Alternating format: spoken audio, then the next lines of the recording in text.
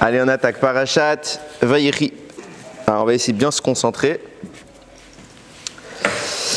Allez, pour la Refoua Shelema de Simone bat Rachel, Mathilda Noya bat Angel, Shiran bat Margalit, Naomi Simcha bat Esther, le Rav Eliaou ben Fradji, Shmuel ben Eliaou, Leilou Nishmat Gabi Mecha bat Esther, pour un Zivou Gagoun Vetaor de Jenny bat Étoile, également pour tous nos Chayalim et les Khatoufim qui rentreront Bezrat Hashem bientôt. Ok, alors on termine déjà le premier Sefer, ça passe vite. Hein. Ça passe vite. Alors c'est une courte paracha, c'est une paracha de Stouma, ça veut dire que d'habitude d'une paracha à l'autre, dans un Sefer Torah, vous avez un espace, c'est plus pratique pour délimiter les parachutes. Là c'est collé.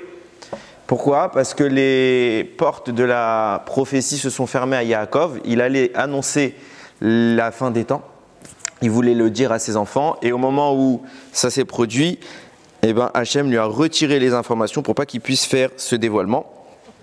Et à ce moment-là, Yaakov, qui vivait depuis 17 ans en Égypte, va maintenant quitter le monde et il va réunir ses enfants pour les bénir un à un. Donc la fin, le 49e chapitre de la Torah, de Bereshit, c'est que les brachot. Alors, il y a les premières, on ne croirait pas que c'est des brachot, parce que les premiers, ils ont pris cher. Okay, Yaakov, il va leur faire pas mal de réprimandes finalement. Et après, il va un petit peu changer de ton arrivant à Yehuda. Et c'est intéressant parce que quand vous regarderez Bezrat Hashem, la Kriyat Torah, il a comparé à peu près tous ses enfants à des animaux. Et il y a toute une corrélation à faire avec chacun des animaux qui sont évoqués. Bon, ça ne va pas être ça le sujet aujourd'hui, bien qu'on va en parler dedans. Shalom Vracha. Et on en arrive au moment où Yaakov, après 147 ans, quitte le monde. Et il va demander à Yosef, le vice-roi d'Égypte, qui est son fils, de prendre soin de l'enterrer en Eretz Israël, dans le Maharat Marpella, là où sont enterrés les Havot, Adam et leurs épouses. Et là, la Torah nous raconte, bon, Yaakov, il a fait cette demande, donc il quitte ce monde. On a une mitzvah d'être Mekayem d'Ivrei Hamet, on doit accomplir les paroles du défunt. Donc il y a Yosef, même si ce n'est pas évident, parce que par où il est assez réticent, il va tout faire pour pouvoir l'enterrer, et ils vont conduire toute une expédition en Eretz Kenan à l'époque. Et là-bas, il y a écrit comme ça. Vaya limo gam rechev gam parashim. Ils sont montés avec lui même les chars et les cavaliers. Vaya machane kaved meod. Et le campement, il était assez pesant.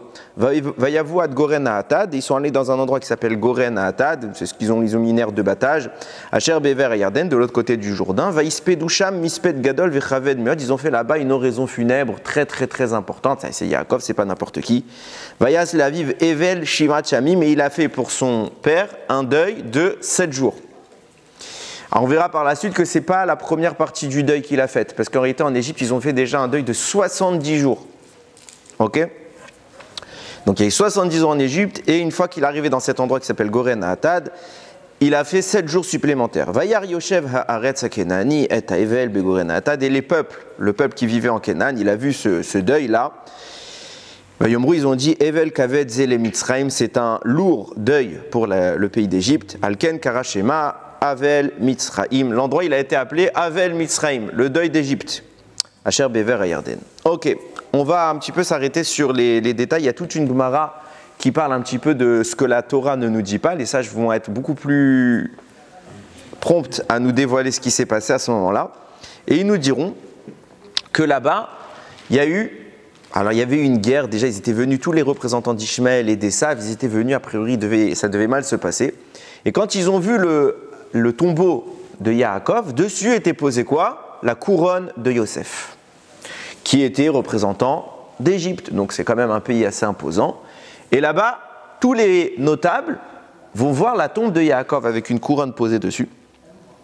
Et subitement, ils vont tous avoir le même réflexe. Ils vont retirer leur couronne de leur tête et vont déposer leur couronne sur la tombe de Yaakov. C'est un midrash, ça. C'est une Gemara. Et là-bas, on nous précise qui étaient les personnages qui sont venus. Ce sont les descendants d'Esav, les descendants d'Ishmaël et les descendants de Ketura. C'est qui Ketura? C'est la dernière femme que Abraham a prise. D'après la majorité des opinions, c'est pas tout le monde, mais d'après la majorité des opinions, c'était Agar avec qui Abraham est retourné au décès de Sarah. Tous ceux-là sont venus Et ils ont porté leur couronne au-dessus du tombeau, donc on imagine facilement le kavod qui a été occasionné à ce moment-là. Et nous dit la Gemara, il y a eu 36 couronnes. C'est pas stam, ça veut dire vraiment c'était un cumul de royauté qui était là-bas. Il faut savoir que, on ne le voit pas dans le livre, enfin on ne le voit pas dans les Hamisha Kumshe Torah, c'est plus dans le Nar, dans les Nevi'im, qu'on voit ça surtout à l'époque de Yoshua. Il faut savoir que les sages dévoilent qu'en Israël, il y avait des représentants de beaucoup de nations. Il y avait des palais subsidiaires. Okay, donc à peu près toutes les nations importantes avaient un endroit où ils siégeaient en Israël. Donc c'est pas stam. Alors ça, ces nations-là vont peut-être être ce qui découleront des personnages dont on parle maintenant, ils ne sont peut-être pas encore installés, mais en tout cas, beaucoup de royautés vont découler de cela. Et par la suite, on le sait, les royautés principales, surtout aujourd'hui, du moins dans un aspect spirituel, elles découlent toutes de Esav et de Ishmaël, dans la grande majorité, ou en tout cas, ce n'est pas qu'elles découlent directement, par exemple, on sait que toute l'Asie, etc., ne découle pas biologiquement d'eux, mais ce qu'on parle ici, c'est qu'il y a une domination des anges qui représentent les nations, il y a 70 anges pour représenter les 70 groupes de nations, et au sommet de la hiérarchie, il y a 2 malachim, l'ange d'Esav qui gère la moitié, et l'ange d'Ishmaël qui gère l'autre moitié. Ok, et là, on va s'arrêter sur le premier point. Après ce deuil des 36 rois qui ont posé la couronne, on nous dit même les chevaux et les ânes ont pris le deuil. Comment ? Ben, j'y viens. Même les chevaux et les ânes ont pris le deuil.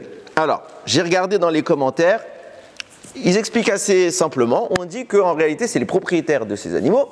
Qu'est-ce qu'ils ont fait ? Ils ont voulu marquer le deuil de la façon la plus totale.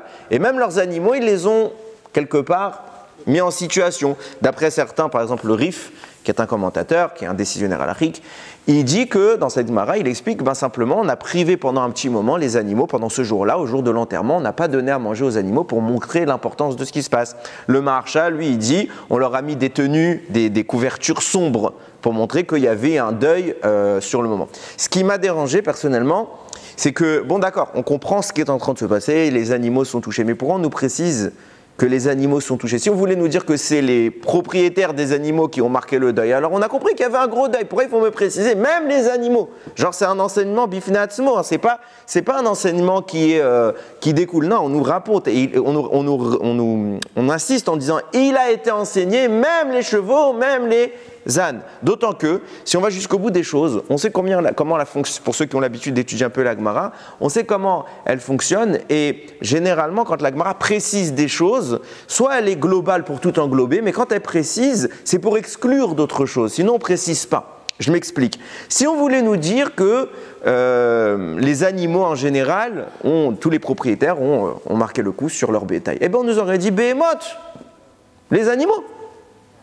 Là, pourquoi on nous précise 2? Et si on voulait juste nous donner des exemples au pif, alors cite-moi un. Un, c'est un exemple. Mais on sait comment fonctionne la Gemara, et la Gemara, et surtout la Mishnah, encore pire, c'est comme ça qu'elle procède. Quand elle fait une suite, elle liste certaines choses, alors la Gemara, elle dit, et c'est tout? Pourquoi tu as pris le temps de préciser? Donc là, c'est la même idée. Si tu voulais me dire qu'il y avait un deuil au niveau animal, bon, bah d'accord, les propriétaires, ils ont fait ça à leur Behemoth. Ok, il n'y a pas besoin de me citer chevaux et ânes. Bon, alors j'ai regardé, je vous promets, je vous pose la question peut-être parce que je suis fou, mais il n'y a pas de commentaire sur ça. Il y a un autre commentaire qui explique une autre approche, mais pas pourquoi préciser les chevaux et les ânes. Ce qui fait pourquoi je vous ai dit en entrée, je suis super fatigué. J'avais presque tout. Je suis resté 4 heures hier soir, jusqu'à 1h du matin pour trouver un petit route à cette idée. Je ne comprenais pas pourquoi chevaux et ânes. Ma femme, elle se lève à 1h du matin, elle me voit encore en train de travailler. Le lendemain, j'ai dû lui expliquer, j'ai un problème. J'ai un vrai problème, j'arrive pas à passer à autre chose. Quand il y a quelque chose qui dérange dans la Torah, comment tu peux aller dormir? Tu as un problème. C'est écrit, si c'était un auteur, un monsieur qui a écrit ça, on s'en fiche, il a écrit des mots. Mais là, c'est la Torah. Et ça me perturbait. Donc, j'ai été obligé de chercher. Et Baruch Hashem, on va aboutir, je pense, à quelque chose de très intéressant. Je continue alors, je pose la première question, pourquoi les chevaux et les ânes? Je continue la suite de la Gemara. La Gemara rapporte qu'après, une fois qu'on est arrivé Maharata Marpella, qui intervient? Esav. Esav, il vient, il dit hop, hop, hop, c'est moi l'héritier. Vous enterrez pas mon frère ici, il y a déjà Léa, j'ai toléré, ok, mais la dernière place qui reste, elle est pour moi. Ils lui ont dit, bah non, mais attends, tu plaisantes, Yaakov, c'est l'aîné, tu lui as fait vendu le droit d'aînesse. Il fait, ok, je lui ai vendu le droit d'aînesse, je ne lui ai pas vendu la place dans le tombeau. Le tombeau, j'ai gardé. Ils lui ont dit si, c'est écrit dans le contrat de vente. Il a dit d'accord, montrez-moi où c'est écrit dans le contrat de vente. Ils lui ont dit attends, on l'a laissé en Égypte. Il fait bah, pas de preuve, désolé, vous amenez le contrat, j'accepte, vous amenez pas le contrat, c'est à moi. Ils lui disent d'accord, on va aller en Égypte. Naphtali s'en va. Et là, il y a un monsieur qui intervient, il s'appelle Hushim. Hushim, c'est le fils de Dan, donc le petit-fils de Yaakov. Hushim est sourd. Donc il voit qu'ils sont tous en train de discuter, ça commence à tarder, et on sait combien c'est grave de laisser une dépouille avant d'être mise en sépulture. Donc il commence à poser la question, je ne sais pas comment ils ont discuté, en langage des signes ou je ne sais pas quoi, et il dit il se passe quoi?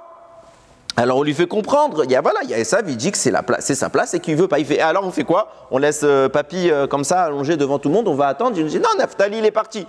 Mais vous plaisantez, Naphtali va faire l'aller-retour Canaan Égypte, on n'avance pas dans l'histoire. Il réfléchit pas ni une ni deux, il prend un bâton, il tape la tête d'Esav. La Gemara dit les yeux d'Esav sont sortis de leur orbite, ils ont roulé par terre aux côtés de Yaakov. Ils sont tombés à côté de Yaakov, à côté de ses pieds, et Yaakov, mort, ouvre les yeux. Il ouvre les yeux, il sourit. La Gemara, comme c'est les mots de la Gemara, il ouvre les yeux, il sourit, et la Gemara a dit quelque chose, et j'ai trouvé ça atroce. Elle cite une phrase de David Améler, je n'ai pas amené le passouk en hébreu, mais là, et je vous le lis en français. Il dit comme ça, de là, ça fait référence, ce sourire de Yaakov, le juste, le tzaddik, se réjouira quand il verra la vengeance, il lavera ses pieds dans le sang du méchant. Voilà, j'ai dit Ribono Shalolam, on est des barbares. On est des barbares, Chazve Shalom. J'ai dit c'est quoi ce passouk là? J'ai repris le Teilim, j'ai regardé, j'ai dit waouh, c'est vraiment écrit en plus, c'est assez violent. Pourquoi j'ironise? Parce que clairement, la vengeance, c'est jamais réclamé dans la Torah. Alors quand on parle de Dieu qui se venge, Elkana, etc., c'est des notions. Okay, mais la notion de vengeance, c'est la réclamation de la justice, à la limite. Mais là, la description, elle est gore. On dit non, d'accord, le juste se réjouira de la vengeance. Quand on parle d'une vengeance chez un tzaddik, c'est dire il est content de voir la chute de quelqu'un. Même d'un rachat, on ne doit pas se réjouir de la chute. À part s'il y a un risque pour tout le monde, juste je termine. À part s'il y a des risques, etc. Mais même d'un rachat, on ne se réjouit pas. Mais la phrase qui m'a le plus donné, il lavera son pied dans le sang du méchant. Alors niveau hygiène, laver dans le sang, je ne sais pas ce que ça donne, mais pour moi c'était très dérangeant. Alors pour comprendre un peu mieux, il va falloir qu'on s'interroge un petit peu sur c'est qui ce personnage Hushim. Je vais revenir sur quelque chose que j'avais déjà évoqué il y a très longtemps, mais je ne pense pas que vous connaissez déjà, c'est dans un de mes autres shiurim. Là-bas, la Gemara raconte plusieurs événements. Regardez. Pardon, c'est pas la Gemara, c'est le Midrash. Première chose, Hushim, finalement, on comprend, c'est le gars qui prend les choses en main et on embête mon grand-père Yaakov, en plus un rachat comme Esav, il n'y a pas débat, j'interviens. Très bien. Maintenant, pourquoi il intervient? Parce que le fait que Naphtali doive faire le va-et-vient, c'est long. Il avait une autre solution que de tuer Esav. Je vais vous expliquer, puisque ce n'est pas la première fois que Hushim intervient. La première fois que Hushim est intervenu, c'est Parashat Miketz. Là-bas, fin de Parashat Miketz, début de Parashat Vaïgash.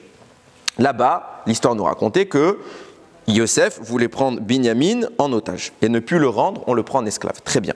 Là-bas, c'est écrit, le Midrash rapporte, que Yehuda, à ce moment-là, il a poussé un cri. Un cri qui a résonné sur une distance de 400 parsaot. Parsa, c'est une immense mesure, c'est à peu près 4 km. 400 fois 4 km. 1600 km, j'arrondis. Hein. Okay, ça a résonné jusqu'à 1600 km. Et là-bas, ça a atteint un monsieur qui était resté à Canaan et qui est sourd. Qui est ce monsieur? Hushim. Hushim est sourd, comme je l'ai dit tout à l'heure. Et lui, il a entendu le cri de Yehuda. Qu'est-ce qu'il a fait? Là-bas, le Midrash, on est dans Star Wars. Hein. Qu'est-ce qu'il a fait? Il a bondi jusqu'à Yehuda et en une seconde, il s'est téléporté, il est arrivé à côté de Yehuda, et là, ils ont dit, attends, t'as crié tout seul, viens, on crée à deux. Ils ont recrié tous les deux. Et le Midrash le dit, là-bas, la déflagration était énorme, les soldats de l'Égypte sont tombés, et c'est pour cela que, ça je ne l'ai pas écrit dans le texte, mais c'est écrit également comme ça, c'est pour cela qu'on va devoir, quand on va aller en Égypte, en esclave, les Égyptiens vont nous faire travailler la ville de Pithom et Ramsès. Parce que là-bas, le cri de Yehuda cumulé à celui de Hushim, va détruire littéralement la ville. Alors ils vont nous demander de la reconstruire. Maintenant, écoutez bien. Première chose. Alors, avant que j'analyse le texte, on voit que s'il veut, il fait Canaan, Égypte en 1 seconde. Avant qu'on comprenne ce qui s'est passé, juste j'explique. Il peut le faire en 1 seconde. Bon, alors au lieu de taper tonton Esav, ou tu m'as compris, au lieu de le taper, de le tuer, fais tac tac, et tu reviens. Allez, ça ne sera pas 1 seconde, ça sera 2 secondes. C'est-à-dire, tu vas chercher à lieu d'envoyer Naphtali, tu vas chercher le contrat. Tu dis à Esav, voilà, c'est plié. Non, Hushim, il ne réfléchit pas, et il frappe Esav, il le tue. Pourquoi? Ça, c'est le premier point. Deuxième point, c'est quoi cette histoire qu'il a créé sur une distance de 400 parsa? Je vous dis les choses clairement, on n'est pas stupide, c'est impossible. C'est quoi cette histoire qu'il s'est téléporté, le type? C'est pas possible, on est où? Qu'est-ce qui s'est passé? Il a été d'un coup de l'Égypte de Canaan à côté de Yehuda. Plus que ça, il l'entend alors qu'il est sourd. Pas possible. Plus que ça, on voit bien que tout le monde n'a pas entendu. Pourquoi? Parce que si tout le monde avait entendu, alors même Yaakov, il aurait entendu. Or, Yaakov, quand les frères reviennent, il est au courant de rien. Il ne sait pas ce qui s'est passé. Donc, on sait clairement que Yaakov, il n'a pas entendu. Yaakov, il est au même endroit. Il est à Canaan et Hushim, il est à Canaan. Donc, si tu me dis qu'il y a eu un truc miraculeux, un son qui s'est propagé sur des kilomètres, au point qu'un monsieur qui est sourd, il entend, alors Yaakov, il entend. De là, nous disent Rachamim, le son dont on parle n'a rien à voir avec un son normal. Seuls les gens, en réalité, physiquement, seuls les gens qui étaient à côté de Yehuda, ils ont entendu Yehuda crier. Mais en réalité, nous disent Rachamim, c'est comme ça qu'il écrit le Radal, c'est comme ça qu'il écrit le Nézer à Kodesh. On parle de quoi? On parle d'une volonté de Yehuda que Hushim l'entende. Il fallait que Hushim l'entende, et ce son s'est miraculeusement transporté jusqu'aux oreilles de Hushim, qui miraculeusement s'est mis à entendre, et qui miraculeusement s'est rendu immédiatement à Canaan. Et là, ensemble, ils vont intervenir. Pourquoi les choses doivent se produire de cette manière? C'est ce qu'on appelle ce déplacement-là, c'est ce qu'il a vécu Yaakov, c'est ce qu'il a vécu Eliezer, ce qu'on appelle Kfitsat Adérer. D'un coup, il bondit comme ça. Écoutez bien. Je vais vous raconter qui était ce Hushim. La Torah, la semaine dernière, on a lu les 70 personnes qui sont descendues en Égypte. Tout le monde dit, les 12 fils de Yaakov, on nous raconte, il y avait tel fils, tel fils, tel fils, tel fils. Et il y en a un, Dan, il a un enfant, c'est Hushim. Pourquoi il a un enfant? Il faut bien comprendre comment les choses se mettent en place. Comme ça, il écrit un Mefaresh qui s'appelle le Kisser Rachamim, il amène tout le raisonnement. On sait que quand Adam Arishon, Hachem lui a montré tout l'avenir, toute l'histoire, et il a vu un petit bébé, qui quand il est né, il est mort tout de suite. C'est qui ce petit bébé? David Améler. Il a vu David Améler, et David Améler, normalement, n'aurait pas dû vivre. À la naissance, c'était fini. Et il demande à Akadosh Baruch Hu, Ribono Shel Olam, pourquoi cet enfant il meurt? Hachem lui dit, comme ça j'ai décidé. Il lui dit, d'accord, est-ce que la notion de cadeau existe? Est-ce qu'on peut offrir des choses? Hachem lui dit oui. Il dit, alors je lui offre 70 ans de ma vie. Hachem lui dit, ok, j'accepte. Grâce à ça, David Améler va vivre 70 ans, et au lieu de vivre 1000 ans, Adam Arishon ne va vivre que 930 ans. Très bien. Première chose, je suis obligé de l'introduire, même si peut-être vous l'avez déjà entendu. Pourquoi l'Adam Arishon, il s'arrête que sur David Améler? Il y a eu plein de bébés qui sont morts à la naissance dans l'histoire. Il ne s'est pas arrêté sur eux. Réponse, parce que David Améler, c'est le prototype qui va amener le Mashiach. Or, qui aurait normalement de base aurait dû être le Mashiach? C'est Adam. Mashiach, ce que David va incarner, va être la réparation de l'erreur d'Adam. Donc, dans la Neshama de ce bébé, Adam Arishon voit qu'il y a un lien avec lui. C'est pour ça qu'il veut absolument interagir, parce que là se trouve son espoir. Donc il lui offre 70 ans de sa vie. C'est très bien, c'est une histoire assez connue. Seulement, il y a un autre texte du Zohar, cette fois, c'est par Midrash. Le Zohar dit autrement. Il dit les 70 ans de la vie de David Améler ne lui viendraient pas, en tout cas, d'Adam. Il dit une autre source, des Havot, pas exactement des Havot, mais de 3 personnages, d'Avraham, qui aurait dû vivre 180 ans, qui n'en a vécu que 175, il a donné 5 ans de sa vie à David Améler. Yitzhak ne pouvait pas, il y a toute une raison pourquoi Yitzhak n'a pas pu donner, donc Yitzhak n'a pas donné. Yaakov de vivre comme Abraham 175 ans, il a vécu que 147 ans, laissant exactement, j'ai noté, 28 ans de Delta. Ces 28 ans qu'il aurait dû vivre et qu'il n'a pas vécu, il les a offerts à David Améler. Et plus tard, Yosef va offrir 33 ans de sa vie. Non, pardon, je me suis trompé. Yaakov, il a donné... Ouais, non, c'est bon, 23, je ne me suis pas trompé. Et Yosef, pardon, va offrir 37 ans de sa vie à David pour un total, vous cumulez le tout, ça vous fait précisément les 70 années. Viens le Kisser Racham, il me dit, je ne comprends pas. C'est David, il a reçu les 70 ans de Adam ou des Avot. A priori des deux. Donc il pose la question, il dit, il aurait vu vivre 140 ans. Alors il y a plusieurs réponses, j'en ai déjà apporté, j'apporte une nouvelle. Il dit, qu'est-ce qui s'est passé? Au moment où Dan, sa femme, est tombée enceinte et qu'elle a accouché, l'enfant, il est né mort. Tout de suite. Qu'est-ce qui s'est passé? C'est ce qu'on appelle un ophel, c'est que c'était juste une masse de peau. Il n'avait rien, aucune constitution, rien, il est né, tout de suite, c'était quelque chose, c'était pas vivant. Évidemment, Dan est triste, sa femme aussi. Yaakov, il constate la tristesse de son fils, il lui dit qu'est-ce qui se passe? Il lui raconte, voilà, ma femme vient d'accoucher, et malheureusement, le bébé n'en est pas un, c'est pas quelque chose de viable. Il lui dit, ok, recouvrez-le d'un drap et amenez-le-moi.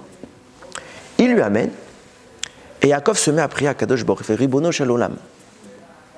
Quand il a vu l'enfant, il a vu qu'en lui, il y avait une étincelle de David Améler. Alors quel rapport David Améler? Cet enfant, il ne vient pas de David, il vient de Dan. David Améler, il vient de Yehuda. Comment c'est possible? Il dit, il a vu nous dit le Xaram, il a vu l'étincelle de vie de David Améler. Et il dit à Akadosh Baruch Hu, tu sais très bien que nous, on a donné 70 ans à David. C'est pour ça qu'il va exister. Mais avant nous, qui avait donné 70 ans? Adam Arishon. Pourquoi nous, on a dû donner 70 ans alors qu'Adam, il avait déjà donné 70 ans? Parce que Adam va regretter son don. Il va regretter à la fin de sa vie, quand il va voir la mort arriver, il va dire « Ah non, j'aurais bien voulu vivre 70 années de plus ». Donc il va regretter son don. Et donc ça va quelque part mettre un défaut dans ce cadeau qu'il a fait à David. Donc pour réparer ce défaut, pour que David y soit vraiment chalem, complet dans son existence, on s'est substitué au don d'Adam Arishon. Donc ça veut dire que cette puissance de vie, ces 70 années de vie qui auraient dû être dévouées à David Améler, tu les as quelque part retirées, mais elles sont toujours là, puisqu'Adam, il ne les a pas vécues, ces 70 ans. Donc il y a un potentiel de 70 ans avec un petit défaut, le regret d'Adam. Okay? Alors je te propose, donne-le à cet enfant. Hachem lui dit ok. Alors qu'est-ce qu'il a fait Yaakov? Il a commencé à prier. Il a prié pour qu'une tête apparaisse, pour qu'un corps apparaisse, des bras, des pieds, une bouche, etc. et que la neshama, elle entre, que tous les organes soient constitués. Au fur et à mesure, l'enfant, il a évolué et il est apparu avec tous ses organes constitutifs et fonctionnels, sauf un. Yaakov a oublié de demander l'audition. C'est pour ça que Chushim, et sur pourquoi nous dit le Midrash, pourquoi il a oublié l'audition? Parce que là-bas se trouvait le défaut inhérent à Adam. Adam, quand il a fait sa faute, il a arrêté d'écouter Hachem au profit de l'écoute du serpent. Donc il a profané son audition. Alors, il y avait une tâche quelque part dans ce potentiel de vie qui vient d'Adam. Donc c'est pour ça que cette tâche-là a bridé l'esprit de Yaakov, qui a oublié de demander l'audition. Chushim est né sourd. Il y a un lien donc étroit entre David Améler et Chushim qui finalement partagent la même étincelle de vie. C'est tellement vrai que ce que je vous dis, que le Midrash nous dit, Mashiach viendra d'où?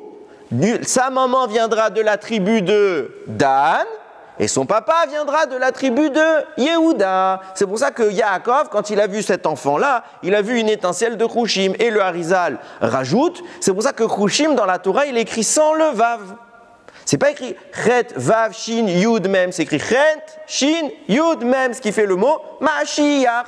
Il sera l'associé qui donnera du côté maternel le pendant du Mashiach. Et par l'union de Shevet Dan, de la tribu de Dan, avec la tribu de Yehuda, émergera finalement Bezrat Hashem Bimera B'Yameinu Mashiach. Donc on voit que ce Chushim, il n'est pas anodin. Au contraire, il est intimement lié à la Géoula. Ce qui commence à nous éclaircir un peu les choses. À savoir que Yehuda crie et sa voix parcourt la distance qui normalement n'était pas envisageable et qui arrive subitement dans l'oreille d'un sourd, justement, et c'est Chushim qui le perçoit, chose que personne ne peut percevoir. Pourquoi? Parce qu'en réalité, Yehuda, c'est l'ancêtre, de David Améler, il a lui aussi cette étincelle du Méler. Il est en train de raisonner avec la constitution du roi. Et pourquoi il faut que l'essence qui va générer le roi se réunisse, que Hushim apparaisse. Et c'est tout l'objectif de Yehuda, de faire venir Hushim, parce que justement, on est maintenant confronté à ce qui va être le début de l'exil. Yosef, quand il se présente, tout le monde ignore, enfin du moins les frères ignorent son identité, et il est en train de préparer, de profiler l'exil égyptien, qui sera le socle de tous les exils à venir. Donc, puisque l'exil arrive, pour pouvoir permettre, de même qu'on est en train de profiler l'exil, il faut profiler sa sortie, il faut profiler sa délivrance. Donc, on prépare le mal et on prépare la refoua. Ok ? À ce moment-là, l'essence du Mashiach se réunit, Yehuda est venu, il est accompagné tout de suite, puisque le danger apparaît, il est tout de suite accompagné de Hushim, qui va être son allié. Maintenant, regardez ce qui se passe. Il y a un calcul intéressant. Avant de me sauter dessus, je sais qu'il y en a un qui va me sauter dessus, je le regarde des yeux. Ok ? Avant de me sauter dessus, il va y avoir une contradiction dans ce que je vais dire. Ok ? Ne me sautez pas dessus, j'en parle après. Ok ? Juste j'explique et après on analyse. Écoutez bien.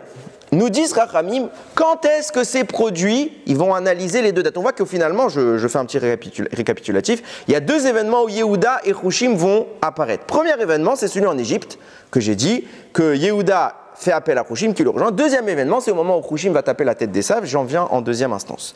Nous dit le Pénézou Harizoutra. Quelle date ça s'est produit cet événement où Hushim a entendu le cri de Yehuda, il a bondi en Égypte. Il fait un calcul. Le Midrash nous a dit quelle est la distance qui a séparé le son entre Canaan et Mitzraïm, 400 parsaot. La Gemara a dit en moyenne un homme qui marche normalement, il peut parcourir par jour 10 parsaot. Ok ? Jusque-là ça vous va ? Très bien. Maintenant il va faire un calcul très simple. Quand Yaakov va être amené en Égypte, on est le 15 Nissan. Pessah. Le jour où on est entré en Égypte, le jour où on est sorti, puisqu'on est resté pile 210 ans, donc pile le jour, un jour près. Comme ça a dit le Midrash Rabbah, comme ça a dit la Mechilta. Donc on est le 15 Nissan. Maintenant, puisque un homme parcourt en moyenne 10 parsaot par jour, puisque de Canaan à Mitzrayim, il y a 40 parsaot. Ok ? Donc ils ont fait comment ? Ils étaient avec Yosef. Donc le jour où ils se sont disputés, Yosef il a dit c'est moi Yosef, et tout de suite ils sont partis chercher Yaakov.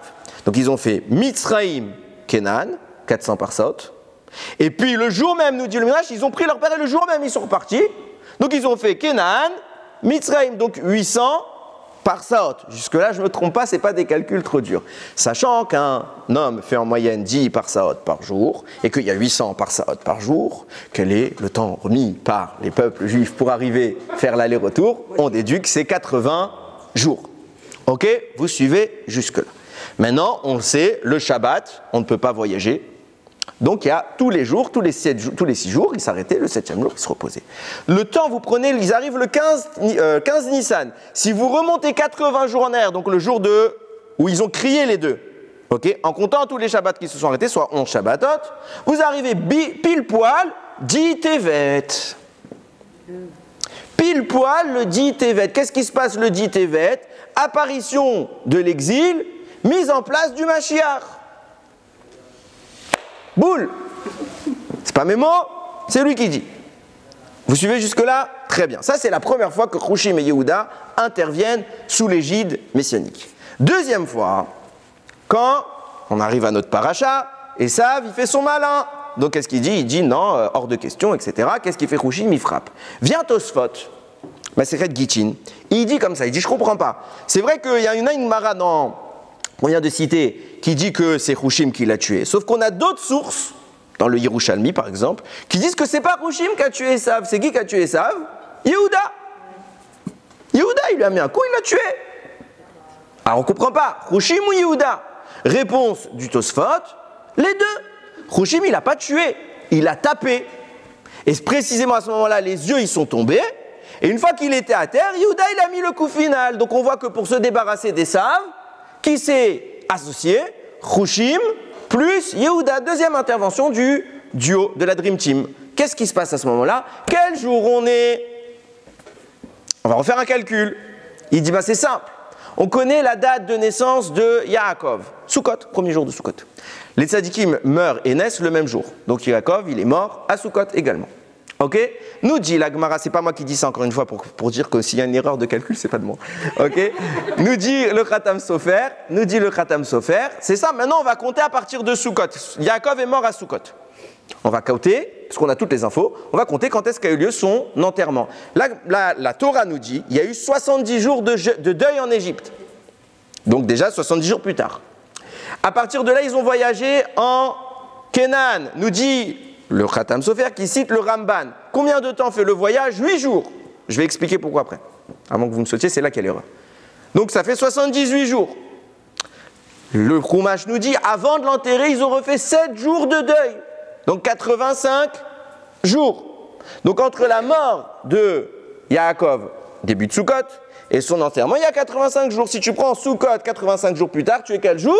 10 Tevet. Donc dans les deux cas, l'association des deux se fait quand il y a un ennemi qui apparaît, et ça, l'Égypte, les deux qui vont former le Mashiach apparaissent le 10 Tevet. Je mets tout de suite un bémol. On a une erreur grave là-dedans. On a un problème grave, j'espère que vous l'avez remarqué. C'est que j'ai triché à fond la caisse. Enfin, pas moi, eux. En tout cas, ils ne sont pas d'accord. C'est que j'ai pris deux valeurs différentes pour la distance de Mitzraïm à Canaan. Tout à l'heure, j'ai dit qu'il fallait combien de temps pour aller de Mitzraïm à Canaan? J'ai dit qu'il fallait 40 jours. Et c'était basé sur quoi? Sur un midrash. C'était pas, tu peux pas, c'est pas faux, c'est vrai. Il faut 40 jours parce que le midrash nous dit il y a 400 par saot. Et là, le Ramban, il vient, il dit non, 8 jours. Ah, ça marche bien, mais c'est bizarre. Un, il dit 8 jours, et l'autre, il fait un autre raisonnement qui est très fondé, 40 jours. Comment comprendre? Contradiction frontale. Et en fait, qu'est-ce qui se passe? Quand on regarde objectivement, vous prenez une carte, hein, j'ai vérifié sur Internet, la distance qui sépare Canaan de Mitzrayim, surtout qu'on est à Hebron, c'est pas 400 par saot, c'est pas 1600 km. C'est beaucoup moins. Et clairement, si on regarde objectivement, celui qui a raison dans la mesure de l'espace et du temps qu'il faudrait, c'est Ramban. Il faut 8 jours. À peu près 8 jours de marche intensive, mais 8 jours. Donc comment? Le premier avis, il a calculé 40 jours. Mais lui non plus, il ne s'est pas trompé. Pourquoi? Parce qu'il s'est basé sur un texte sérieux, c'est un midrash. C'est pas un petit midrash, genre que tu le trouves nulle part dans les livres. C'est le plus grand midrash, c'est le midrash Rabbah. C'est le plus usité. Donc son calcul, il est fondé. Mais ce qui est problématique, en réalité, ce n'est pas ni le calcul du Ramban. C'est comment le midrash peut nous dire qu'il y a 1600, enfin 400 par saot, alors qu'on voit bien qu'il n'y a pas 400 par saot. Réponse. C'est écrit comme ça. J'introduis une notion générale. Et vous allez comprendre. De façon générale, quand on parle de ce cri-là, et c'est pas un, deux, c'est tout le monde qui explique comme ça, on est bien conscient qu'on parle d'un cri qui est d'ordre rouhani, puisqu'il ne peut pas parcourir une telle distance. Il y a quelque chose de l'ordre du miracle. Très bien. On voit encore plus cela du fait que c'est un sourd qui l'entend, et qu'il y a un lien entre les deux neshamot. Et personne d'autre ne l'entend à part les gens qui sont proches. Deuxième information, c'est qu'on voit bien que ce n'est pas la bonne distance. Or, on est à 400. C'est quoi ce 400? Pourquoi les Chachamim ont choisi 400? Il faut savoir que dans la Torah, la lettre qui correspond en valeur numérique avec Gematria à 400, c'est Tav, à savoir la toute dernière lettre de l'alphabet. C'est quoi l'opposé du Tav? C'est la première lettre de l'alphabet. La première lettre de l'alphabet, c'est le Aleph. Sur toute sa compartimentation, le Aleph incarne l'unité divine. On voit ça. Aleph, déjà, c'est 1. Prononcez le mot Aleph. Ok, ça s'écrit Aleph, valeur numérique du mot Aleph 111, 1 au niveau des unités, 1 au niveau des dizaines, 1 au niveau des centaines. Le mot Aleph peut se lire Elef, 1 au niveau des milliers. Vous regardez la structure de la lettre Aleph. Qu'est-ce que c'est que cette structure de la lettre Aleph? C'est un Yud à l'endroit, un Vav oblique, un Yud à l'envers. Yud à l'endroit, Yud à l'envers, 10 et 10, ça fait 20. Vav oblique, 6, 20 plus 6, 26. Donc vous avez l'unité d'Hachem, elle est partout. Le Aleph incarne Hachem, entre guillemets. Puisque le Tav est l'opposé du Aleph, le Tav représente toujours les forces du mal. 400 est le nombre choisi par la Torah pour incarner les forces du mal. C'est pourquoi vous avez tous remarqué, Parashat Vayishlach, quand Yaakov envoie des émissaires, et ça arrive accompagné de combien de personnes? 400 hommes. 400 hommes, c'est les gens qui viennent pour détruire les forces du bien. Pourquoi 400? Et pourquoi pas 393? Non, 400. Parce que 400 vient toujours incarner le mal. Ce qu'on est en train d'expliquer ici, c'est que ce que veut Yehuda, quand les Chachamim nous parlent de 400 par saot, il ne parle pas d'une distance physique. Pourquoi? Parce qu'on voit que ce n'est pas 400 par saot. N'importe qui le voit. Ce n'est pas du tout le débat là-bas. De quoi parlent les sages? Ils parlent de l'effort spirituel consistant à supprimer le mal. Et c'est précisément ce que veut Yehuda. Yehuda, qu'est-ce qu'il demande? Il voit qu'il y a une force du mal en face de lui qui s'appelle Mitzraïm. Cette force du mal, donc c'est 400. Que fait Yehuda? Il dit qu'est-ce qui peut détruire cette force du mal? C'est Mashiach. Maintenant, où il est Mashiach? Il est séparé entre Yehuda et Hushim. Je veux réduire l'écart qui empêche la venue du Mashiach. C'est quoi l'écart qui empêche la venue du Mashiach? C'est les forces du mal. Je veux faire disparaître ces forces du mal. Donc il pousse un cri, un kol. Pourquoi kol? Parce que à kol, Yaakov, la voix c'est celle de Yaakov, c'est ce qui détruit Esav. Qu'est-ce qui se passe à ce moment-là? L'autre entité qui résonne avec Yehuda, c'est Hushim, malgré qu'il soit sourd, il l'entend. Et l'écart qui sépare la fusion des deux disparaît subitement, ce qui vous explique pourquoi. Immédiatement, Hushim apparaît. C'est pas que Hushim il a avancé, c'est que l'écart séparant les deux entités formant Mashiach a disparu. C'est ce que visait le rapprochement Yehuda plus Hushim. Qu'est-ce qu'on comprend de là? On comprend qu'en réalité, quand on dit que Hushim a parcouru 400 parsaot, ou quand on parle de la distance des 400 parsaot, on n'est pas du tout en train de caractériser une mesure de l'espace, on est en train de caractériser une mesure d'intensité négative. Partant de là, quand on nous explique que les Bnei Israël sont partis d'Égypte vers Yaakov et de Yaakov vers l'Égypte, on est dans le prémisse de l'exil. Donc tout ce qui s'est passé avant, c'était Maaseh Avot Siman Labanim, on prépare le terrain, et maintenant l'exil va débuter, les Bnei Israël viennent maintenant. Qu'est-ce qui se passe ici? On nous parle alors de ces 400-là. Pourquoi? Parce qu'on est en train de tomber dans les bras du mal. Le mal va nous ensevelir et va nous faire souffrir. D'ailleurs, vous remarquerez précisément que normalement, le temps d'exil était de 400 ans, comme il avait été énoncé à Abraham. Donc on est en train de tomber dans cette profondeur de l'exil. C'est pour ça que la mesure dont on est en train de parler n'est pas la mesure de la véritable distance, parce que la véritable distance, c'est Ramban, 8 jours. Le temps que les Bnei Israël vont faire pour faire ce va-et-vient là, est le temps de l'opposition des forces du mal. C'est pour ça que là, la référence, c'était plus la distance de 8 jours, c'était la distance de 400 parsaot. Par ailleurs, ça signifie quoi? Ça signifie que si vraiment on regardait le calendrier, du moins je pense, rien ne nous dit qu'on était mamash le dit Tevet. On était en train de vivre l'événement du dit Tevet, mais pas nécessairement à la date du dit Tevet. Ah, vous allez me dire, c'est bon, alors on prend n'importe quelle date et on la met là où ça nous arrange. Oui. Pourquoi oui? J'ai une preuve. J'invente rien, Chas v'Shalom. C'est écrit que les tzadikim, ils sont parfois en mesure d'atteindre la ruchniout, l'aspect spirituel d'une dimension, même si ce n'est pas la date. J'ai un exemple clair, net et précis, écrit noir sur blanc dans les commentateurs. C'est le Sfat Emet qui rapporte ça. Le Sfat Emet, il rapporte que quand Yosef il a accueilli ses frères, et vous allez voir qu'il y a plein de commentaires qui font des allusions à ça, mais ils ne le disent pas aussi clairement que le Sfat Emet. Quand Yosef il a accueilli ses frères à la maison, il leur a servi à manger, ils ont fait un banquet, là-bas ils ont bu. Nous disent Rachamim, ils ont célébré 2 fêtes ce jour-là. Lesquelles? Purim, c'est pour ça qu'ils ont bu. Et là-bas, dans les mots, il y a une allusion à une autre fête. J'ai plus le texte en tête, c'est pas grave. Hanouka. Le jour même, ils ont fait Purim et Hanouka.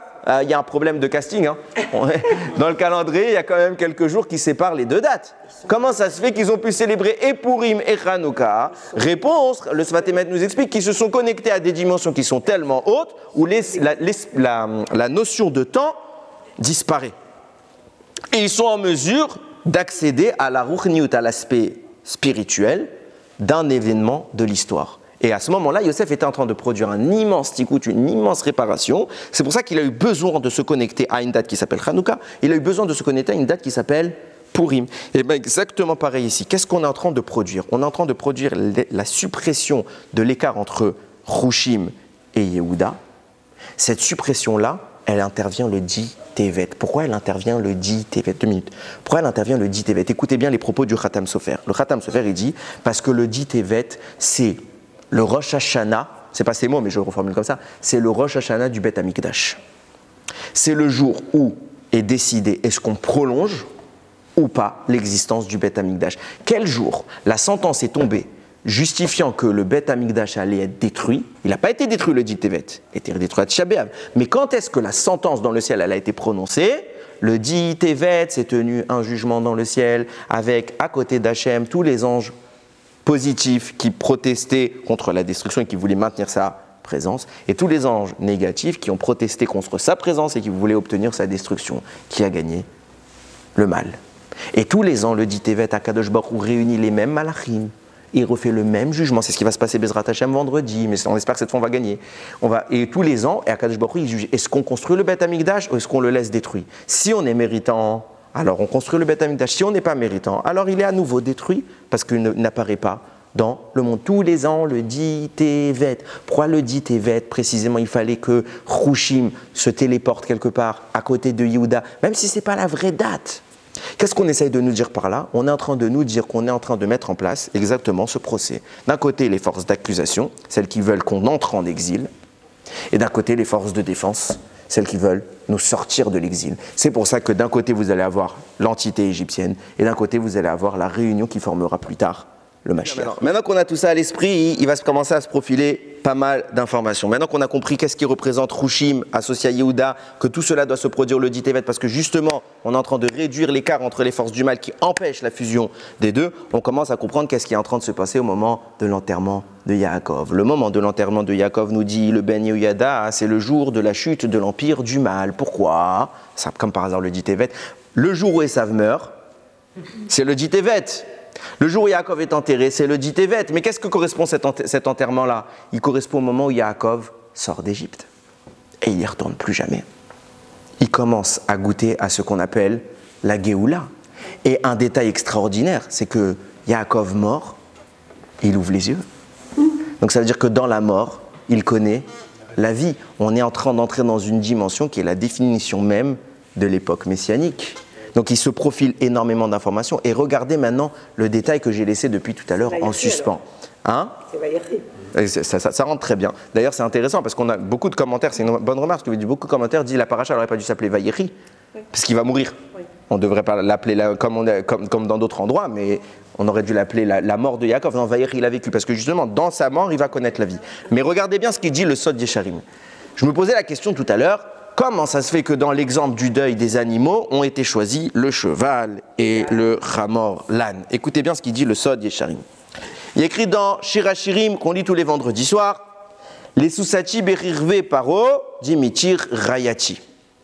À une jument, à ma jument, parmi les chars de Pharaon, je t'ai comparé ma bien-aimée. Qui y parle ici? À qui il parle Shlomo? Il parle à Akadosh Baruch Hu. Tu compares Hachem à un cheval?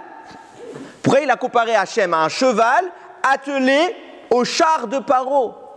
C'est quoi l'histoire? Quand est-ce qu'on parle du char de Paro? Au moment de l'ouverture de la mer, que là-bas il y a écrit Sous Verochevo, Ramavayam, le cheval et la monture, il les a noyés dans les profondeurs. Pourquoi là-bas on parle de Sous et Rochevo? Écoutez bien les propos du Midrash. Là-bas, la Gemara, le Midrash, justement, ici de ce passouk de Shirachirim, où il dit les Sousati Berirve Paro Redimitir Rayati. Donc à une jument, je t'ai comparé ma bien-aimée. Pourquoi on nous parle de cela? Parce que nous dit le Midrash là-bas, les vagues qui ont noyé les Égyptiens, elles ont pris une tsoura, une forme de quoi? De jument. Pourquoi? Parce que là-bas, les animaux, c'était quoi? C'était des chevaux. Paro, il était avec ses animaux. Et Akadosh Baruch Hu, en face d'eux, il a mis une jument.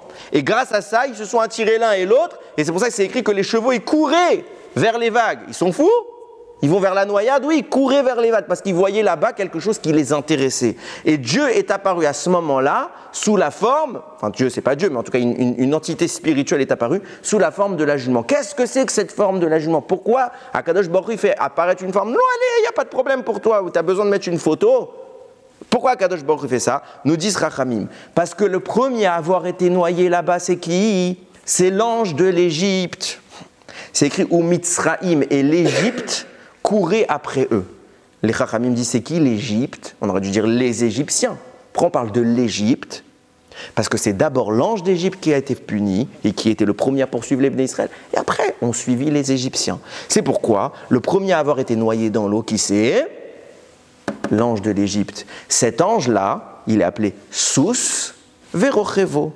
Le premier à avoir été noyé, c'est le Sous, le cheval, et après le cavalier. Pourquoi le Sous? Parce que nous dit le Ismar Moshe, à ce moment-là, Kadosh Baruch Hu s'est chargé en priorité de l'ange pour après pouvoir s'occuper de la population. Nous dit le Sod Yesharim, de là on commence à comprendre. Pourquoi, si on part du principe que la force du mal qui représente l'Égypte, l'ange, c'est un Sous, c'est un cheval, à Kadosh Baruch Hu, Ze Leuma Ze Asa Elokim, mesure pour mesure, entité pour entité, Dieu, il a fait dans le bien quelque chose, il a fait dans le mal exactement la même chose. C'est pourquoi, nous dit le Zohar, il y a une dimension qu'on appelle Sous Atiferet, le cheval de la splendeur. C'est quoi? C'est une entité spirituelle qui est exactement l'antonyme du cheval que représente l'ange de l'Égypte.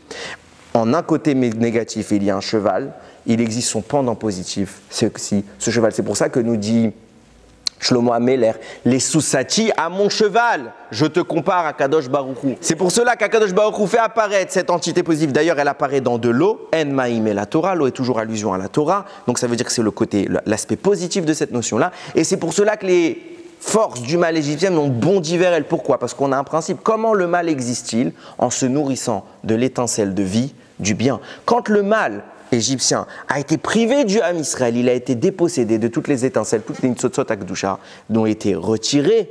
C'est pour ça que quand il voit exactement son pendant positif, il court pour aller le récupérer. Manque de peau, il a été séparé à vie, Shalom à l'Israël. Maintenant, on t'a attiré dans le piège et c'est précisément là que tu vas mourir. C'est pour cela qu'on fait une référence, le sous impur avec le sous pur.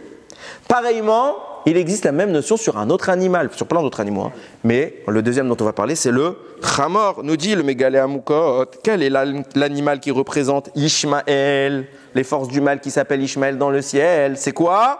Le Chamor. Attention, je vous dis le Mégalé Amoukot parce qu'il faut bien que je vous en cite un, mais il y en a 15 qui disent ça. Hein. C'est pas tous ceux qui parlent de Sod, même le Harizah et compagnie, ils parlent de ça. Le Mégalé Amoukot, il dit c'est quoi l'entité qui représente Bachamaïm? On ne parle pas sur terre, n'allez pas voir un cheval, un âne. Mais Bachamaïm, la notion qui représente Ishmaël, c'est l'âne. Et il existe l'entité positive de l'âne. Où est-ce qu'on voit l'entité positive de l'âne? Très simple. Quand Moshe Rabbeinu, Akadosh Baruch Hu, quelques parachutes plus tard, la semaine prochaine, Akadosh Baruch Hu lui dit va en Égypte et libère les Bnei Israël. La Torah nous dit va yikach Moshe et ishto et banav. Moshe il a pris sa femme et ses enfants. Va yarkivem al hachamor. Et il les a fait chevaucher. Il y a écrit dans les traductions, c'est de la triche, sur un âne. Mais hachamor, ça ne veut pas dire sur un âne, ça veut dire sur l'âne. Rachid dit l'âne, ça veut dire genre celui-là, lequel tu... Genre on le connaît cet âne, c'est notre copain depuis 15 ans. Oui, nous dit le Rachid surplacé, c'est Rachid, c'est pas genre de la Kabbalah. Hein. Rachid dit c'est qui cet âne? C'est le même âne que Avraham Avinu, il a pris au moment de la Akedat Yitzhak. Ce même âne, il a été transmis à Yitzhak, qui a été transmis à Yaakov, etc. jusqu'à Moshe, il a vécu longtemps. Et ce même âne-là, qu'est-ce qui se passe? On nous dit, c'est celui qui est destiné à venir Yemot à Mashiach, et sur son dos viendra le Mashiach. Le Midrash Talpiot, il écrit là-bas. Où est-ce qu'il est cet âne aujourd'hui? Puisque c'était l'âne de Moshe, celui que tout le monde connaît, il a suivi Moshe sur la montagne au moment de sa mort, et il est là-bas. Et il est en train de faire les 100 pas, il attend quoi? Il attend que Hachem, il rappelle Moshe Rabbeinu pour venir nous libérer très très bientôt. Ce même âne, ce sera celui que Moshe empruntera lorsqu'il sera Mashiach, parce qu'on l'avait déjà dit, le Zohar nous dit clairement qu'il sera Mashiach, Moshe Rabbeinu, de même qu'il nous a libéré la première fois, c'est lui qui nous libère la dernière fois. Donc à ce moment-là, l'âne est en question. Je ne comprends pas, combien de temps tu vis? C'est de quoi on parle? On est bien clair, on ne parle pas d'un âne physique. On parle de quoi? On parle d'une notion qui n'est pas de ce monde. C'est quoi cette notion? Nous disent Rachamim, puisque à la fin des temps, Mashiach ben David devra s'occuper d'une entité négative. C'est qui l'entité négative qui va s'occuper? C'est Ishmaël. Ben Yosef, il s'occupe de Esav. Ben David, il s'occupe de Ishmaël. Donc, puisque Ishmaël, son entité, c'est l'âne, alors le Mashiach qui viendra à la fin des temps viendra sur un âne pour nous débarrasser Bimera Beyamenu très vite de Ishmaël. Et cet âne-là, c'est l'entité inverse de Ishmaël. Donc on a quoi? On a un âne positif, un âne négatif. On a un cheval positif, on a un cheval négatif. Les deux négatifs qu'ils incarnent, Mitzraïm et Ishmaël. Qu'est-ce qui se passe au moment où Yaakov est en train d'être enterré? Il y a deux animaux qui pleurent, pas plus. On aurait pu penser plus, on aurait pu dire Béhémoth, les animaux. Non, on nous en cite deux pour te dire quoi? Il y en a deux, ils ont baissé les bras. Ils ont compris à ce moment-là que tous les rois, ils ont posé la couronne sur la tombe de Yaakov, que même Esav, il est fichu, etc. Qu'est-ce qu'ils se disent? Ribon Shalom, on a compris la fin de l'histoire. On a compris qu'à la fin, on va pouvoir les embêter pendant très longtemps, mais à la fin, qui gagne? Yaakov Avinu. Il y en a un qui n'est pas cité dans la liste, c'est qui? Esav. Pourquoi je dis ça? Parce que j'ai dit tout à l'heure, quand la Gemara cite quelque chose, c'est pour exclure autre chose, sinon elle m'aurait dit tous les animaux. Elle a cité deux, ça veut dire qu'il y en aurait dû avoir au moins un autre. Pourquoi on a dit eux? Eux, ils ont pris le deuil, ça veut dire qu'il y en a un autre qui aurait dû prendre et qui n'a pas pris. C'est qui cet autre? C'est Esav. Ishmaël, il a pris le deuil. Pourquoi Ishmaël, il prend le deuil? Parce qu'on voit que Ishmaël, il a fait tchouva. Donc il comprend Ishmaël, il ne va pas chercher plus loin. Quand ça arrivera, ça arrivera. On voit que Ishmaël il a fait tchouva. Au moment d'enterrer Abraham, il a donné préséance à Yitzhak.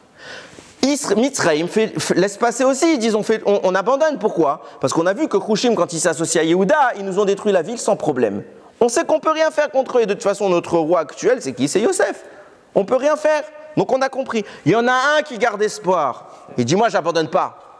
C'est ça. Pour ça que tout de suite après, la Gemara nous dit, tout de suite après les mots sur le cheval et l'âne, qui apparaît et ça. Pourquoi la Gemara a fait la corrélation tout de suite? Pour dire lui aussi, il aurait dû être de ceux qui prennent le deuil, mais lui, il n'a pas pris le deuil. Il a dit moi, je ne laisse pas Yaakov s'enterrer. Pourquoi? Et ça, il ne veut pas prendre le deuil. Qu'est-ce qui lui fait penser qu'il a encore un espoir à la fin des temps? Écoutez bien combien c'est Pélé Pélaot. Comme ça, c'est écrit. Il y a écrit comme ça. Concernant Khushim, j'ai dit, il descend de Dan. Yaakov va le bénir, Dan. Il va lui dire quoi comme bracha dans notre paracha? Yehi Dan, Nachash ale derer, que Dan il soit un serpent sur les chemins. Shefifon ale orar, alors Shefifon c'est une sorte de serpent, ils ont mis un aspic, je connais pas ce truc, ok, dans les sentiers. Anosher ikvesous, qui mord le talon du cheval, vaipol rochevo, achor, et son cavalier tombe à la renverse. Je comprends pas. De tous les animaux, pour bénir Dan, tu as choisi le plus tamé de tous. Le Nachash dans la Torah, on sait très bien ce qu'il représente. C'est tout sauf le bien. Le plus tamé de tous, pourquoi il a choisi le Nachash? Je ne comprends pas. Réponse. Parce qu'on commence à comprendre avec ce que j'ai dit. Au vu de notre développement, ça devient assez clair. De même qu'il existe à chaque fois une entité négative, alors il doit exister une entité positive qui vient contrecarrer l'entité négative. L'entité négative, c'est qui? C'est le Nachash Akadmoni, celui qui sera plus tard remplacé par Esav. Qui est l'antithèse de ce Nachash-là? Qui va venir le détruire? C'est Dan. C'est pour ça qu'Yaakov lui dit, toi, tu es le Nachash, pas le Nachash qu'on a vu faire des bêtises. Tu es le Nachash qui va se battre contre le mauvais Nachash, et tu es le Nachash qui va récupérer toutes les forces du mal présentes dans le mauvais Nachash. C'est pour ça que le Ben Yehoyada nous dit, où est-ce que les forces du mal, quand les forces du mal existent, on a dit, elles absorbent les forces du bien, c'est comme ça qu'elles existent. Où est-ce qu'elles stockent leurs forces du bien? Les étincelles, toujours à leur sommet. C'est pour ça que le Nachash, comment il attaque? Avec son sommet, la bouche. Le reste, c'est le mal. Le sommet, là-bas, culmine quelques énergies qu'il a réussi à dérober. C'est pour ça que nous dit le Ben Yehoyada, chez Esav, où se trouvaient les forces du bien, puisque Esav, c'est le mal qui incarne le Nachash, précisément, c'est au sommet que se trouvaient ces forces du bien, à un endroit précis de son visage, et on va expliquer pourquoi c'est pas anodin. À un endroit précis de son visage se trouvait un mérite, de la Gdusha. Où il est cet endroit précis? Ses deux yeux. Pourquoi? Là-bas précisément, nous dit le Ben Yehoyada, c'est très simple. Parce que de ses yeux sont sorties des larmes. Quand est-ce que dans la Torah on nous parle du pleur d'Esav? Quand dans Parashat Toldot, Esav y revient avec l'objectif d'être béni par papa Yitzhak. Sauf que qui est passé avant lui? Yaakov. Qu'est-ce qui se passe? Yitzhak lui dit, mais je lui ai déjà donné les brottes. C'est pas grave, bénis-moi quand même. Il fait, mais mon fils, je lui ai déjà tout donné, il n'y a plus rien pour toi. Là, la Torah nous dit, Vayomer Esav el Aviv, Esav dit à son père, Averacha, Achat ilecha avi, tu n'as qu'une seule bracha, papa? Barecheni, gam ani, avi, moi aussi bénis-moi. Vaïssa Esav kolo, Esav a levé la voix, Vayefk, et il a pleuré. Tout de suite après, qu'est-ce qu'il fait Yitzhak? Il le bénit. Je ne comprends pas, nous dit le Midrash Moshe, je ne comprends pas. Il y a 2 secondes, il t'a demandé une bracha, qu'est-ce que tu lui as répondu? J'ai plus rien en stock. Alors ton fils, je supplie, j'ai plus rien, j'ai tout pris, ton frère il a tout pris. S'il n'y a plus rien, il n'y a plus rien. Qu'est-ce que tu viens? Il pleure. Ah, il m'a fait de la peine, miskin. Allez, tiens, je te donne quelque chose. Je ne comprends pas, il n'y avait rien. D'où tu l'as sorti? D'où vient cette bracha?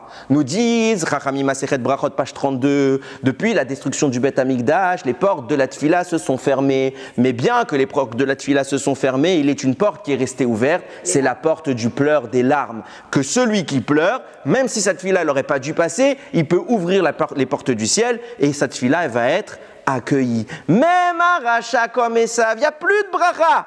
Il n'y a plus rien. Yitzhak ne lui ment pas. Yitzhak, c'est le Hémet, il ne ment pas. Qu'est-ce qu'il lui dit? J'ai plus rien, mon fils. Et qu'est-ce qui vient Esav? Il pleure. Akadosh Baruch Hu, même un rachat comme Esav, il l'a entendu. Il lui dit, je crée une nouvelle bracha spécialement pour toi par le fait que tu es pleurer, c'est quoi cette bracha? Il lui dit à ce moment-là, papa Yitzhak, grâce à ton glaive tu vivras, et tu serviras ton frère Yaakov. Et ce sera quand tu te soumettras,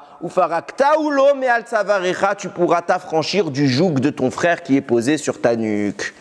Par le pleur qu'il a obtenu, Esav a un espoir de s'affranchir de Yaakov. Et Chachamim nous diront, chaque fois que Yaakov fautera, Yaakov ses enfants, alors Esav dominera. Donc Esav il dit, Pseder, Yitchmel, vous avez perdu, Mitzrayim, vous avez perdu, moi je ne perds pas. Si j'arrive à les faire fauter, j'ai un mérite dans mes deux yeux, je peux encore gagner. Chrushim, il est là. Qu'est-ce que c'est Chrushim? C'est le serpent qui vient dévorer. Le serpent, pourquoi il vient dévorer le serpent? Parce que ce serpent-là qui s'appelle Esav, il a volé de la Gdusha dans ses yeux. Alors qu'est-ce qu'il lui fait? Il le mord et il absorbe, comme le serpent du mal, il absorbe la Gdusha par la bouche. Chrushim, il vient frapper à l'endroit où il y a de la Gdusha, il le frappe à la tête, les deux globes oculaires de Esav s'en vont, son mérite le quitte. Intervient Yehuda et il termine l'histoire. Regardez comment les choses sont mises en place, c'est extraordinaire. Il y a cette combinaison et précisément à ce moment-là, les yeux, c'est un peu dégueulasse, les yeux de Esav roulent aux pieds de Yaakov. Et tout à l'heure, je vous ai cité cette phrase que je ne comprenais pas, le juste se réjouira quand il verra la vengeance.